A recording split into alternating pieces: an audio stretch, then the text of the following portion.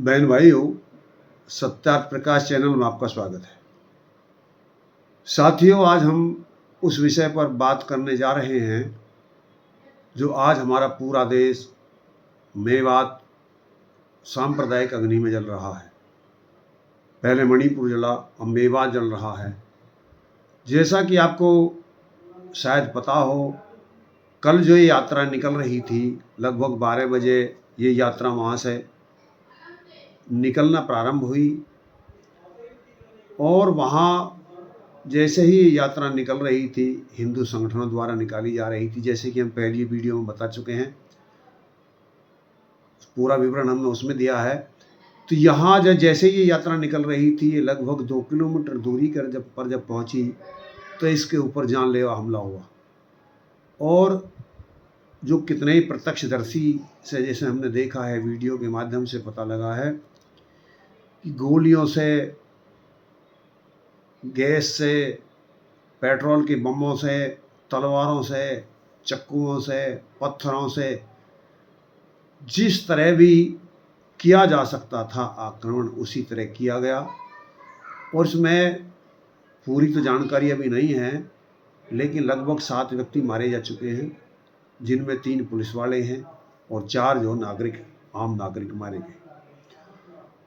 और इसमें शुक्र हुआ कि ये यात्रा 2 बजे से निकली और 7 बजे तक घिरी रही और प्रशासन इतने 5 घंटा तक वहाँ नहीं पहुँच पाया मंदिर के ऊपर। कृपा हुई परमात्मा की कि वो वहाँ से मंदिर पर आकर के ना चढ़े। यदि वो मंदिर पर भी आकर के कत्लेआम करना शुरू कर देते तो कोई बचने का उपाय नहीं था उनके पास में। और प्रशासन इतने समय तक, इतनी बड़ी तैयारी होती रही, गैस सिलेंडर इकट्ठे किए गए, पूरी इतने बड़े पत्थर इकट्ठे किए गए और प्रशासन को इस बात का पता नहीं लगा। इतनी जो हमारा खुफिया विभाग रहा जिले का, जो वहाँ की पुलिस रही, उन्होंने इन सब बातों पे क्यों नहीं पहले गौर की, ये वाकई में अपने में प्रश्न छोड़ते हैं। लेकिन अब एक और मूल प्रश्न यह भी बनता है कि जो हुआ सो हुआ, लेकिन आज की तारीख में भी मीडिया के माध्यम से अग्नि लगाने का काम किया जा रहा है। पता नहीं वो लोग क्यों इतना द्वेष पाले हुए हैं। सब तो मुसलमान ऐसे नहीं हैं, लेकिन जो ऐसे हैं जो आपस में कभी प्रीति चाहते ही नहीं। आपने देखा होगा, जो एक कारण बताया जा रहा है कि एक जो मानेश्वर था, उसकी वजह से ये झगड़ा हुआ। तो जो एक यहाँ मेव का अपने को वो बताता है, मोहम्मद समीर खान, ये सोशल मीडिया पर प्रभारी है और मेव आर्मी का अपने को चीफ बताता। इसने 1 वर्ष पुरानी वीडियो डाली, ये कर करके वो चैलेंज कर रहा है और वहाँ आ रहा है। और इसके लाखों वहाँ फॉलोवर हैं। और इसने पहले भी जब अतीक का वहाँ मृत्यु हुई थी तो उसके लिए बड़े आंसू बहाए थे। ये वही लोग बाग हैं, जब यहाँ अफजल मरता है तो जो ऐसे नारे लगवाए जाते हैं कि अफजल हम शर्मिंदा हैं, तेरे कातिल जिंदा हैं। क्यों नहीं, पता नहीं। ये भारत के संविधान को संविधान नहीं मानते, भारत की जीत को जीत नहीं मानते, भारत को अपना देश नहीं मानते, भारत की खुशी को अपनी खुशी नहीं मानते। क्यों ये इतना द्वेष भारतीयों से पाले हुए हैं? क्या ये चाहते हैं? और जब ये सब पता है, यहाँ तक कि जो कांग्रेस के एक विधायक हैं मोहम्मद खान, उन्होंने ट्वीट करके कहा है कि हम इस लड़ाई में तुम्हारे साथ।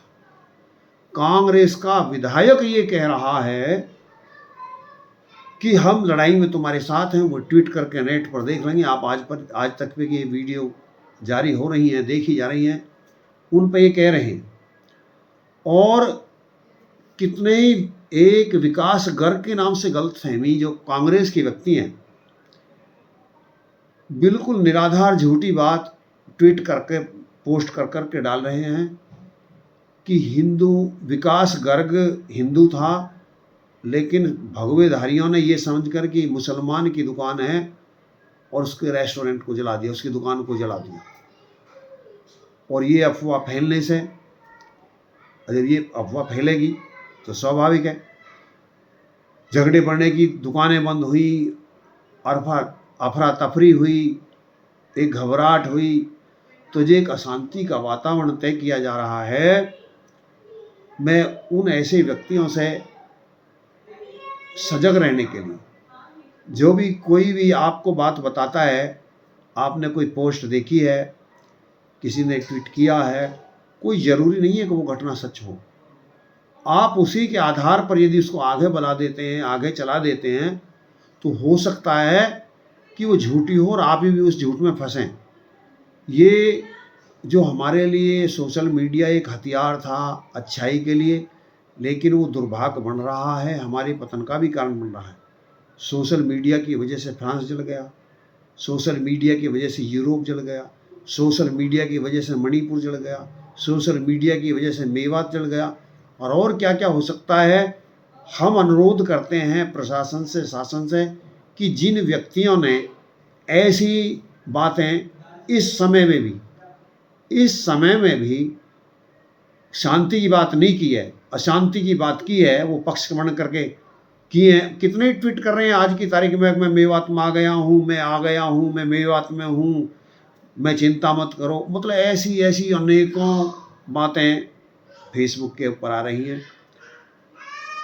तो मैं अनुरोध करूँगा शासन से, प्रशासन से, कि जिन व्यक्तियों ने ऐसी झूठी अफवाह फैलाई हैं, शीघ्र अतिशीघ्र ऐसे व्यक्तियों के खिलाफ कठोर कार्रवाई होनी चाहिए।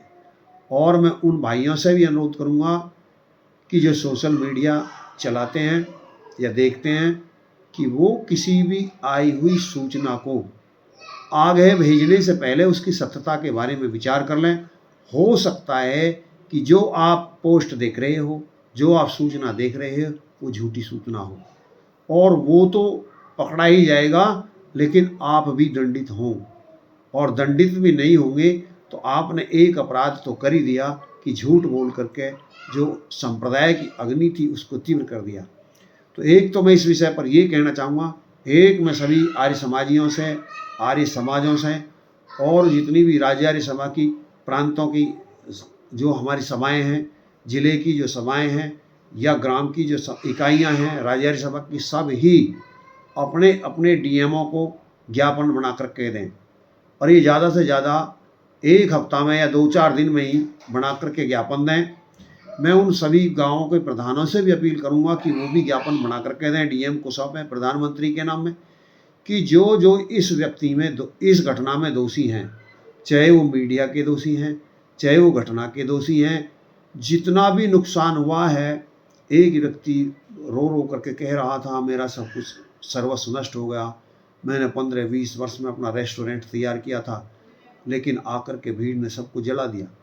साथियों, मैं बता दूं, केवल वही नहीं जले जो यात्रा में चल रहे थे, वो भी मारे गए, वो भी पीटे गए, उनके भी घर जलाए गए जो यात्रा में नहीं थे। तो हम, जैसे हम कल भी कह रहे थे, फिर आज भी कह रहे हैं कि ये अग्नि पता नहीं किसके घर को जला दे, किसके भाई को जला दे, किसके पुत्र को जला दे, किसके पति को जला दे, कुछ पता नहीं है। और यदि पड़ोस के घर जल रहा है और हमें नींद आ जाती है, तो समझ लें कि अगला नंबर हमारा ही है।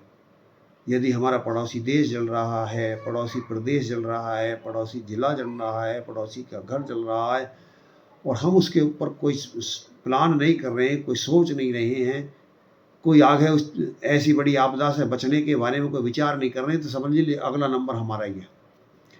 तो मैं साथियों सभी से फिर अपील करूँगा, जो इसमें घी डालने का, इस अग्नि में घी डालने का काम कर रहे हैं, उनके बहकाए में ना आए। वो दूर भाग जाते हैं, उनका कुछ नहीं बिगड़ता है। इसमें भी जिन व्यक्तियों ने आग लगाई, चाहे वो हिंदू हो या मुसलमान हो, जिन्होंने झूठी अफवाहें फैलाई, कोई भी हो, उनका कुछ नहीं बिगड़ा, क्योंकि वो तो प्लान करके जाते हैं। लेकिन जो भोले भाले लोग बाग होते हैं, जिनको कुछ पता नहीं होता है, वो इसके शिकार होते हैं। तो मैं अपील करूँगा कि हिंदू के आधार पर, मुसलमान के आधार पर आपस में ये लड़ाई का द्वेष, ये लड़ाई के बैरभाव नष्ट करें। कहीं भी ऐसा नहीं हो सकता कि हम इस संप्रदाय की अग्नि में जल के समृद्ध हो जाएं, शांत हो जाएं, सुखी हो जाएं। ऐसा हो ही नहीं सकता।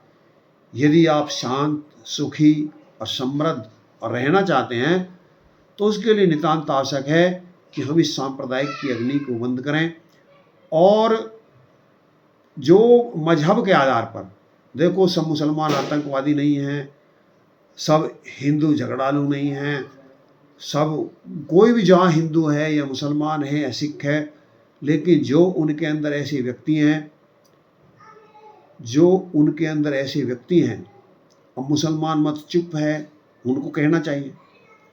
ऐसी बातें तो उभर करके आ रही हैं कि जो ये कह रहे हैं कि हम ये कर रहे हैं, हम ये कर रहे हैं। कृपया ऐसी बातें भी आनी चाहिए। जैसे हमने बताया था कि एक अतीक हैं जो विधायक हैं, उन्होंने कही है कि भाई हम सांत्वना के लिए बात कर रहे हैं, लेकिन एक ऐसे भी विधायक है कांग्रेस के, जैसे मैंने बताया कि वो कह रहे हैं हम इस लड़ाई में साथ हैं।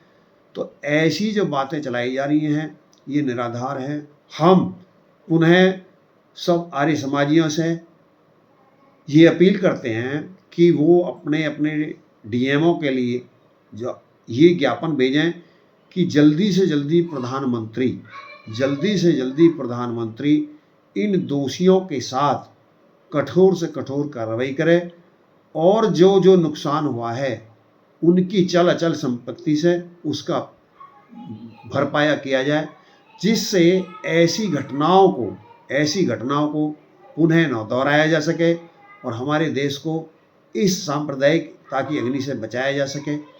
इन्हीं बातों के साथ मैं अपनी वाणी को विराम देना चाहूँगा। पुनः मैं उन गांव के प्रधानों से या सरपंचों से ये अपील करूँगा कि वो भी अपने ज्ञापन कृपया अपने डीएम को सौंपें, प्रधानमंत्री के नाम या अपने जो वहाँ के मुख्यमंत्री हैं उनके नाम सौंपें, और ये आग्रह करें कि शीघ्र अतिशीघ्र जो इसमें अपराधी है, चाहे वो किसी भी धर्म का हो, किसी भी संप्रदाय का हो, कितना ही बड़ा नेता हो, यदि जो अपराधी पाया जाता है तो उसके साथ में किसी भी प्रकार का कोई भी उदारता ना दिखाई जाए, कठोर से कठोर दंड की व्यवस्था की जाए, जिससे आने वाले समय में निर्दोष व्यक्तियों को इसकी अग्नि में जलने से बचाया जा सके। यदि ऐसा नहीं किया गया तो आगे आने वाले समय में पता नहीं कितने निर्दोष व्यक्ति इस मूर्खता की बलि चढ़ जाएंगे। वो हिंदू भी होंगे, वो मुसलमान भी होंगे, वो स्त्री भी होंगे, पुरुष भी होंगे, नवजात शिशु भी होंगे, वो दंगाई भी होंगे, घर में बैठे भी होंगे। फिर ये शर्त नहीं देखी जाएगी कि वो यात्रा में जा रहे थे या लड़ाई कर रहे थे या पोस्ट डाल रहे थे, वो भी मारे जाएंगे जो अपने घर में बैठे चुप टीवी देख रहे हैं। तो सबका कर्तव्य बनता है कि एक एक लेटर तो लिख सकते हैं। हर नागरिक का कर्तव्य बनता है, हर बहन भाई का कर्तव्य बनता है कि वो एक एक लेटर लिखे। उसके लिए जो मान लिया आप सोशल मीडिया चलाते हैं तो सोशल मीडिया पे प्रधानमंत्री जी के लिए रिक्वेस्ट लिखिए, आप गृह मंत्री जी के लिए रिक्वेस्ट लिखिए, आप वहाँ अपना मुख्यमंत्री जी के लिए रिक्वेस्ट लिखिए, डीएम के लिए रिक्वेस्ट लिखिए कि कृपा जो इसमें अपराधी है कोई किसी भी वो उस मजहब को देख करके ना छोड़ा जाए ना दंड दिया जाए, अपराधी जान करके उसको कठोर से कठोर दंड दिया जाए। हम ऐसी प्रार्थना आपसे करते हैं। आशा है कि आप लोग बाग जो भी आप, यदि आप सोशल मीडिया पर हैं, फेसबुक चलाते हैं, व्हाट्सएप चलाते हैं, यूट्यूबर हैं या और भी कुछ नहीं है तो आप लेटर तो एक लिख सकते हैं। आपको कोई संगठन चलाते हैं या आप गांव के प्रधान या सरपंच हैं या आप आर्य समाज की इकाई के कोई सदस्य हैं तो आप सबसे हमारा अनुरोध है कि जल्दी से जल्दी आप ये लिख करके भेजें, जिससे कि इस सांप्रदायिक की जलती अग्नि को रोका जा सके और इस देश को बचाया जा सके।